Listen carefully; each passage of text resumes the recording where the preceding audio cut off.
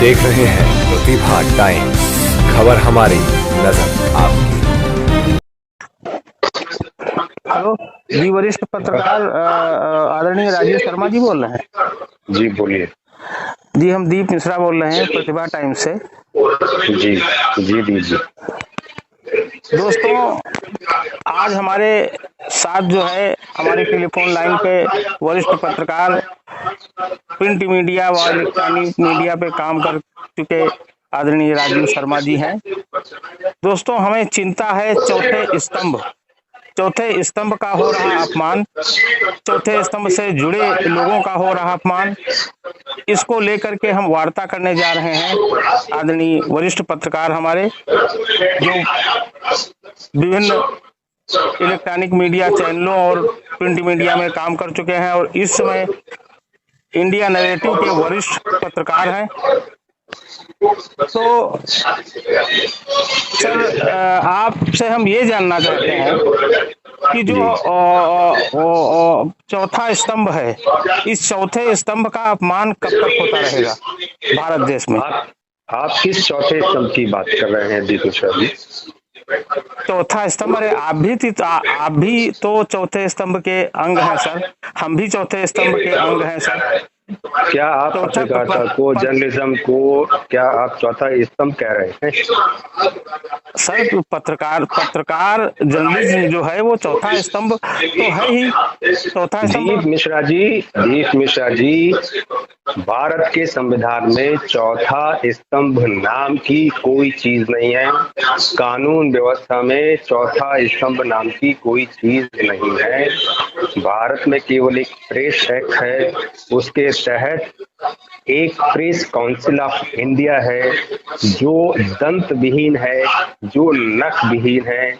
इसके अलावा कुछ नहीं है। फोर्थ स्टेट, फोर्थ पिलर, चौथा खंभा, ऐसा कुछ नहीं है। केवल 3 चीजें हैं। पहली कार्यपालिका, दूसरी विधायिका, तीसरी न्यायपालिका। हाँ, जुडिशरी। जी जी जी। इसके अलावा कोई चौथी पालिका नहीं है। और जो ये कहते हैं वो बेवकूफ बनाते हैं लोगों को, या स्वयं को बेवकूफ बना रहे हैं, या किसी भ्रम में फंसे हुए हैं, या लोगों को भ्रम में डालकर रखना चाहते हैं।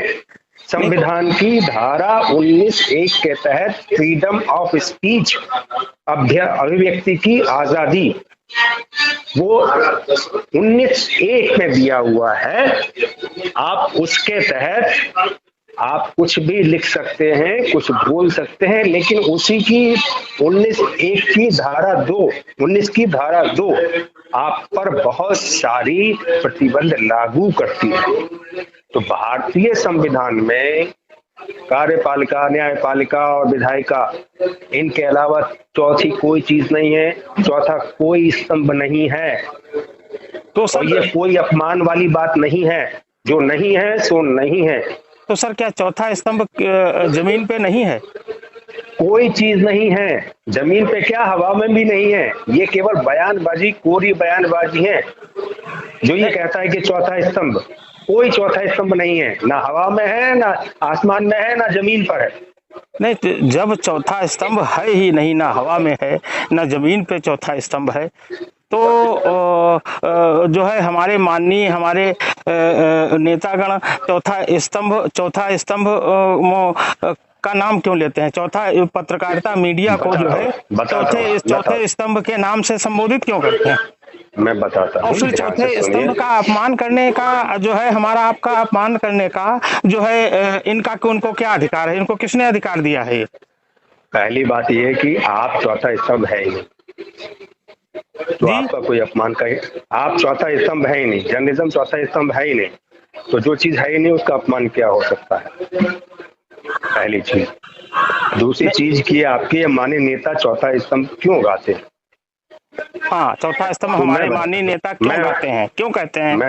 मैं बताता हूँ। और इस चौथे स्तंभ की उत्पत्ति कहाँ से हुई? जब ये जो है किसने कहा?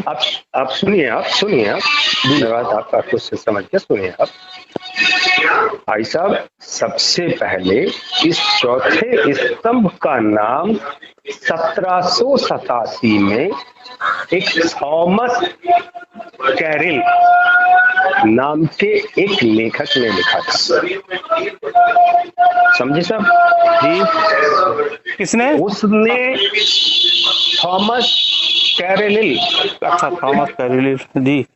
1787 में जी हाउस ऑफ कॉमन में उसने मीडिया के लिए चौथा स्तंभ का जिक्र किया। वहां से शुरुआत हुई। तो उन्होंने केवल चौथा स्तंभ लिख दिया? केवल बोला। अच्छा, लिखा नहीं, बोला? हाँ, केवल बोला। अच्छा, वहां से चौथा स्तंभ की हवा उड़ी। और आप तो जानते हैं कि 1787 में तो भारत की क्या हालत थी। जी जी जी। यहाँ तो उस समय प्रेस मीडिया कुछ था ही नहीं जी। 1857 में तो यहाँ आजादी की पहली क्रांति हुई। जी, ये तो मालूम है ना आपको? जी जी जी।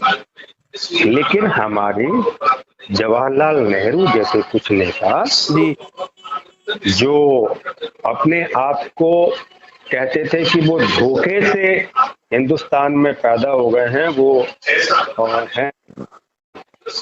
हेलो, हाँ, आपको आवाज आ रही है ना मेरी? हाँ, अच्छा, हाँ हाँ, आ रही है सर। तो वो जो अपने आप को आधा अंग्रेज कहते थे, उन्होंने थॉमस कैरिल को पढ़ रखा था। हाँ हाँ हाँ। और उस समय उन्हें अपनी बातें जनता तक पहुंचाने के लिए अखबारों की जरूरत थी। अखबारों की मतलब समय का जो प्रिंट मीडिया था उसकी जरूरत थी। ये आप पंडित जवाहरलाल नेहरू की बात कर रहे हैं? जी, मैं जवाहरलाल नेहरू की बात कर रहा हूँ। हाँ हाँ हाँ जी। तो उन्होंने थॉमस कैरिल की उस चर्चा के बहाने भारत में मीडिया को लोकतंत्र का चौथा स्तंभ कहना शुरू कर दिया। अब यहाँ तो लकीर की फकीर बन जाती है। जी। कोई एक बड़ा शख्स जी कुछ कह दे, चाहे वो हवा में भी हो या लेकिन वो एक रूढ़ी बन जाती है। जी। एक ऑर्थोडॉक्स बन जाती है और लोग बिना जाने कि इसके पीछे भी कुछ है जी और उसको लागू कर देते हैं, जी, मानने लगते हैं। जी। अभी इसी तरीके से इस समय भी जो जितने भी मीडिया के लोग हैं, जितने भी मीडिया के इंस्टीट्यूशंस हैं, वो ये अपने स्टूडेंट्स को नहीं बताते कि चौथा स्तंभ नाम की कोई चीज नहीं है भाई साहब। हाँ, हमारे यहाँ केवल अखबार छापने, न्यूज चैनल चलाने की है, उसमें भी आपको संविधान की धारा सर पत्रकार एक बहुत ही बुद्धिजीवी वर्ग है, तो जो है जब चौथा स्तंभ है ही नहीं तो हम लोग जब कोई हमको चौथा स्तंभ करके संबोधित करता है तो हम लोग क्यों जो है इतना फूल के कुप्पा हो जाते हैं? क्योंकि हम बुद्धिजीवी नहीं हैं। कि आप अगर आप कहते हैं पत्रकार बुद्धिजीवी होते हैं तो ये आपकी भूल है, और जो सारे पत्रकारों को मानते हैं सारे बुद्धिजीवी हैं, उनकी भूल है। कुछ पत्रकार बुद्धिजीवी हो सकते हैं लेकिन वो अपने आप को चौथा स्तंभ नहीं मानते। वो जानते हैं कि उन्हें अनुच्छेद 19(1) के तहत बोलने की, लिखने की अभिव्यक्ति मिली है, उसके नाते वो बोलते और लिखते हैं। और सरकार ने कुछ नियम बना रखे हैं जिसके तहत अखबार छापने, चैनल चलाने की अनुमति दी जाती है। तो वो अखबार चला लेते हैं और टीवी चला लेते हैं, या आप डिजिटल मीडिया पे कुछ कह लेते हैं, लेकिन वहां भी अनुच्छेद 19(2) लागू होता है आपको कतई। और आपको एक चीज मैं और बता दूं भाई साहब, अगर आप कहते हैं चौथा स्तंभ, तो मुझे ये बताइए पत्रकारों के अधिकारों के लिए जिस तरीके से विधायिका का एक अधिकार होता है, कार्यपालिका का अधिकार होता है, न्यायपालिका का अधिकार होता है, मुझे बताइए क्या पत्रकारों का कोई अधिकार है? पत्रकारों का पत्रकारों का कोई लेजिस्लेशन है? कोई लेजिस्लेशन है? कोई लेजिस्लेशन है पत्रकारों का? पत्रकारों का ये अधिकार है वो समाज की अच्छाइयां बुराइयां थोड़ी अधिकार से मतलब क्या होता है? उजागर कर सकता सर? नहीं है, ये गलत कह रहे हैं आप, नहीं अधिकार है। क्यों नहीं है? ये आप एक सामाजिक कार्यकर्ता के नाते आप सब ना कर सकते हैं, ये नहीं है। आप अपनी अभिव्यक्ति की आजादी के तहत कुछ कह सकते हैं, लेकिन उसके मैं बता रहा हूँ आप थोड़ा सा वो जो लोग कहते हैं वो जाकर के संविधान को पढ़ें, अनुच्छेद 19(1) अनुच्छेद 19(2) पढ़ें, प्रेस एक्ट पढ़ें। नहीं सर, और दूसरी चीज ये, दूसरी चीज ये सुने, एक मिनट नहीं, आप पहले मेरी बात सुनिए जी। न्यायपालिका में जाने के लिए एक प्रॉपर व्यवस्था है। आपको राज्य स्तर पर, आपको राष्ट्रीय स्तर पर परीक्षाएं पास करनी पड़ती हैं, उसके बाद में आपकी ट्रेनिंग होती है, उसके बाद में आपकी नियुक्ति होती है। ये कार्यपालिका और न्यायपालिका में दोनों में है। इसी तरीके से विधायिका में चुनाव होते हैं, जनता चुनती है, तब वो विधायिका में पहुंचते हैं, चाहे वो एमएलए हो एमपी हो। हाँ, मुझे बताइए ऐसा कोई विधान पत्रकारों के लिए है? नहीं है, नहीं है। तो एक इंजीनियर बनने के लिए उसे इंजीनियरिंग की पहले पढ़ाई करनी पड़ती है, फिर उसे एक इंडिया लेवल का टेस्ट पास करना पड़ता है, उसके बाद में उसकी काउंसलिंग होती है, फिर उसके लिए जाकर के उसको कॉलेज मिलता है, पढ़ता है, पढ़ने के बाद में फिर जाकर के उसको फिर बैठना पड़ता है। लेकिन सर जब चौथा स्तंभ है ही नहीं, तो जो किसी मीटिंग में या कहीं पे जो है हमारे माननीय नेतागण पत्रकारों को खुश करने के लिए उनकी तारीफ में चौथे स्तंभ की तारीफ करते हैं, उनकी उसकी प्रशंसा करते हैं, तो पत्रकार बंधु ये क्यों नहीं कहते हैं कि आप चौथे स्तंभ को जमीन पे स्थापित क्यों नहीं कर रहे हैं? आप चौथे स्तंभ की को कोई मान्यता क्यों नहीं दे रहे हैं? उनके जो है अधिकार क्यों नहीं दे रहे हैं कुछ? मतलब पहली चीज ये है कि हर किसी को अपनी झूठी प्रशंसा भी अच्छी लगती है। दूसरी चीज ये है, तो इसका मतलब जो है सर ये है कि जो भी हमारे माननीय नेतागण चौथा स्तंभ के संबोधन में हम लोगों को चौथा स्तंभ कहते हैं, तो वो केवल झूठी तारीफ करते हैं। मैं एक चीज आपको बताना चाहूंगा जी, आप मेरे शब्दों को वहीं समझिए जहां मैं कह रहा हूं जी। तो पत्रकारों को, मीडिया पर्सन्स को, चाहे वो इलेक्ट्रॉनिक मीडिया हो या डिजिटल मीडिया हो या प्रिंट मीडिया हो, किसी को भी अगर वो चौथा स्तंभ कहते हैं तो उन्हें टूटिया बनाते हैं। अब आप सही जो शब्द है वो समझ लें। अगर कोई इसलिए बनाते हैं आपका कहने का मतलब यह है, अगर कोई माननीय जो है नेता पत्रकार बंधुओं को चौथा स्तंभ कहता है, तो जो है चौथा स्तंभ कहता है तो वो चूतिया बनाता है, बेवकूफ बनाता है। टूटिया बनाता है, बिल्कुल बेवकूफ बनाता है, बिल्कुल, ताकि आप फूल के कुप्पा रहें और उनके प्रशंसा में खबरें छापते रहें। अच्छा, तो जो है सर ये चौथा स्तंभ केवल हवा में है, जमीन पे है ही नहीं? ना हवा में है ना जमीन पर कहीं। अच्छा, जमीन पे किसी प्रकार जो है अगर हमारे माननीय चाहें तो चौथे स्तंभ को कुछ मान्यता दे सकते हैं? माननीय क्यों चाहेंगे? जैसे हमारा प्रेस एक्ट है, प्रेस एक्ट को की तरह चौथे स्तंभ का नाम दे दें, उसको पावर दे दें कि किसी भी पत्रकार के ऊपर अगर कोई जो है पुलिस वाला या कोई भी नेता उसको अपमानित करता है तो उसको ये सजा दी जाएगी। अरे भाई क्यों दे दें? वो अपने गले पर छुरी क्यों रखवाना चाहेंगे? कोई इसका सदन में कोई भी नेता ऐसा क्यों करना चाहेगा? सबको स्वतंत्रता प्रिय होती है। अरे सर हमारे वहाँ लखीमपुर में अभी केवल उतना लिखने हमारे की, वहाँ उतना बोलने। सर एक मिनट, हमारे वहाँ लखीमपुर में भी अभी जो है पत्रकारों के अपमान को लेकर के जो है काफी पत्रकार इकट्ठा हुए, उसमें इनके मिश्रा जी भी थे, वो भी जो है। कौन है इनके मिश्रा जी? ये सहारा वाले क्या? दीदी राष्ट्रीय सहारा में इस समय नवभारत टाइम्स में है, अच्छे पत्रकार हैं। अच्छा, और लोगों के साथ। अच्छा जी। देखो ऐसा है कि अगर पत्रकार वो समझता है कि वो एक आप सम्मानित जानते व्यक्ति हैं है। सर इनके मिश्रा जी को? हाँ, मैं जानता हूँ। ठीक। देखो ऐसा है कि अगर पत्रकार ये समझता है कि वो सम्मानित व्यक्ति है जी, तो वो भूल जाए। पत्रकारों के लिए अब से नहीं, जो एक्चुअली सबसे बड़ी बात है कि हम लोग पत्रकार बनना तो चाहते हैं लेकिन पढ़ना नहीं जानते पत्रकारिता के बारे में बिल्कुल भी। अच्छा सर एक चीज और, एक जो है प्रश्न आपसे मुझे पूरी बात करने नहीं देते यार, कि किसी मेरी बात पूरी करनी नहीं देते, फिर अर्थ का अनर्थ हो जाएगा। सर पूरी बात करने के बाद में गांधी जी ने पत्रकारिता में जो भ्रष्टाचार है वो अपने इलस्ट्रेटेड वीकली और हरिजन समाचार पत्र में लिखा है, और ये अब से नहीं है, ये उस समय से चला रहा है भ्रष्टाचार।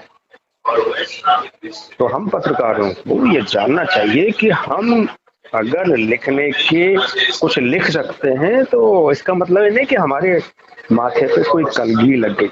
अगर हमें कोई आदमी झुक के सलाम कर लेता है तो इसका मतलब ये नहीं है कि हम सबसे बड़े और बुद्धिजीवी हो गए। पत्रकार होने का मतलब कतई नहीं है कि बुद्धिजीवी है, और जो बुद्धिजीवी हो जाएगा वो जर्नलिज्म कर सकता है या कर रहा होगा, लेकिन वो जानता है कि फोर्थ पिलर नाम की कोई चीज नहीं है, उसके अपने कुछ सीमित दायरा है जिसके भीतर रह करके ही वो लिख सकता है। आज के जमाने में अगर आप रावण को सीता का हरण करते हुए देख रहे हैं, उसके बावजूद अगर आप उस पर रिपोर्ट बना रहे हैं तो आपको रावण का वर्जन लेना पड़ेगा और पूछना पड़ेगा, रावण जी क्या आपने सीता जी का अपहरण किया? अब वो कहता है नहीं मैंने कोई नहीं किया, गलत बोल रहे हो। अच्छा सर वो वर्जन छापना पड़ेगा। पत्रकार ये पत्रकारिता नहीं हुई। पत्रकारों का जो जैसे पत्रकार अपमानित होते हैं, इसके लिए पत्रकार उसके साथ खड़े क्यों होने में एकजुट क्यों नहीं होते हैं? पत्रकार 10 खड़े हैं तो 5 नहीं खड़े। आप पत्रकार को पत्रकार कह रहे हो या पत्रकार को किसी ट्रेड यूनियन का कार्यकर्ता कह रहे हो?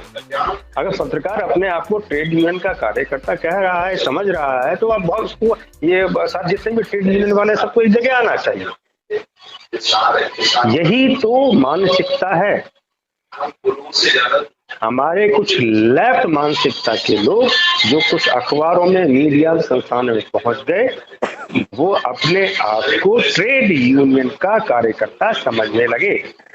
और इस समय भारत में जितने भी पत्रकार संगठन हैं वो अपने आप को ट्रेड यूनियन का कार्यकर्ता समझते हैं, और जितने भी पत्रकार संस्थान हैं वो ट्रेड यूनियन एक्ट के तहत ही दर्ज हैं। तो भाई साहब, ट्रेड यूनियन के एक्ट के तहत जब आप संस्थान में किसी के कार्यकर्ता हैं तो आपके साथ ट्रेड यूनियन जैसा व्यवहार होगा ना। चलो ठीक है सर, जो है कैसे व्यवहार होगा? मतलब पत्रकारों का इसी तरह से अपमान होता रहेगा फिर। भाई आप बिना मतलब की बात करते हो। आप बात समझो कि जब आपने कह दिया कि आप ट्रेड यूनियन के मेंबर हो तो आपके साथ ट्रेड यूनियन के मेंबर जैसा व्यवहार होगा। मान और अपमान क्या है? जब उन्हें जरूरत होगी बुला के आपको बिठा लेंगे, आपके सामने कुर्सी बिठा लेंगे, आपको फूल माला पहना देंगे, आपको गुलदस्ता दे देंगे, और जब उनकी इच्छा नहीं होगी आपको मारेंगे पीछे में और कर देंगे जेल में बंद।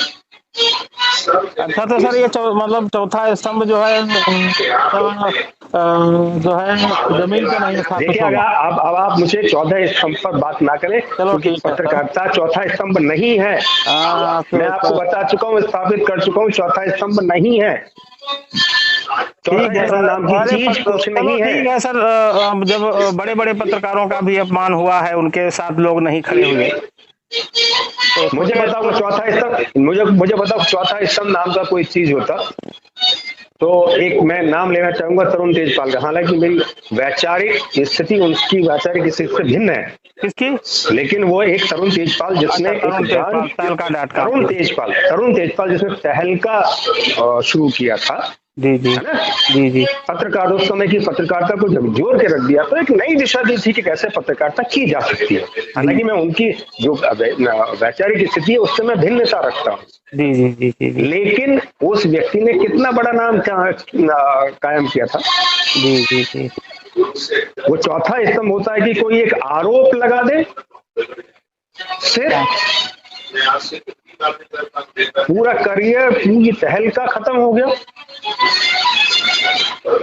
एक नाम और लेना चाहूंगा मैं, जी, जो 3 पीढ़ी पहले जी क्षत्रिय थे, जी, क्या नाम था? और बता रहा हूं आपको, और दुर्घटनावश वो क्षत्रिय से मुसलमान बन गए। अच्छा, उनका नाम है MJ अकबर। अच्छा, हाँ, MJ अकबर, जी जी जी जी, हालांकि वो धर्म और संप्रदाय नहीं मानते हैं, जी जी ये जी, उनकी अच्छी बात है। जी जी। उन्होंने अपने बेटे का नाम रखा है पराग। अच्छा, MJ अकबर साहब पहले क्षत्रिय थे? इनके दादा क्षत्रिय थे। अच्छा, दादा, उनके दादा का नाम पराग सिंह था। अच्छा अच्छा अच्छा, और वो किस तरीके से वो बिहार से भाग करके बंगाल पहुंचे, किन परिस्थितियों में, ये अलग की बात है, वो कहानी बहुत बड़ी है। अच्छा, पत्रकारिता के ही उससे नहीं, उनका परिवार अलग था, वो कहानी अलग है। लेकिन मैं बता रहा हूँ कि वो केवल 3 पीढ़ी पहले हिंदू थे। उनके दादा का नाम पराग सिंह था और वो अपनी परंपरा लेकर, खैर ये अलग कहानी है। मैं बता रहा हूँ कि MJ अकबर बहुत बड़ा नाम था जर्नलिज्म में ना, है भी, ये भी अभी तक है। जी जी जी, तो उनके साथ क्या हुआ? उनको 20 साल 25 साल पहले कोई घटना हुई और उसमें दोषी ठहरा दिया गया, और उस समय वो संघीय राज्य मंत्री थे, संघीय सरकार के। आप समझ सकते हैं कि 25 साल पहले अगर कोई गलती हुई भी, अब वो राजी से हुई या नाराजी से हुई या सहमति से हुई या विसहमति से हुई या असहमति से हुई, पत्रकारिता के कोई अधिकार होते तो क्या उनके करियर को इस तरीके से नेस्त नाबूद कर दिया जाता? और आपको मालूम है, शाहजहांपुर में एक पत्रकार को जलाकर मार दिया गया, आपके उत्तर प्रदेश में। आपको मालूम है कि जौनपुर में क्या हुआ? आपको मालूम है 2021 में 5 पत्रकारों का कत्ल किया गया। अच्छा, तो सर क्या ये सब ऐसे चलता रहेगा दौर? देखो भाई साहब, अब जो है, जैसे इसका मतलब तो जैसे जो है कि संगठन में शक्ति है, संघे शक्ति कलयुग है। तो जो पत्रकार है, चौथा स्तंभ, चलो छोड़ो चौथा स्तंभ, ना जमीन पे है ना हवा में है, लेकिन जो हम जो भी 1000 2000 जो भी लाख 50,000 जो पत्रकार बंधु हैं, वो सब संगठित तो हो सकते हैं।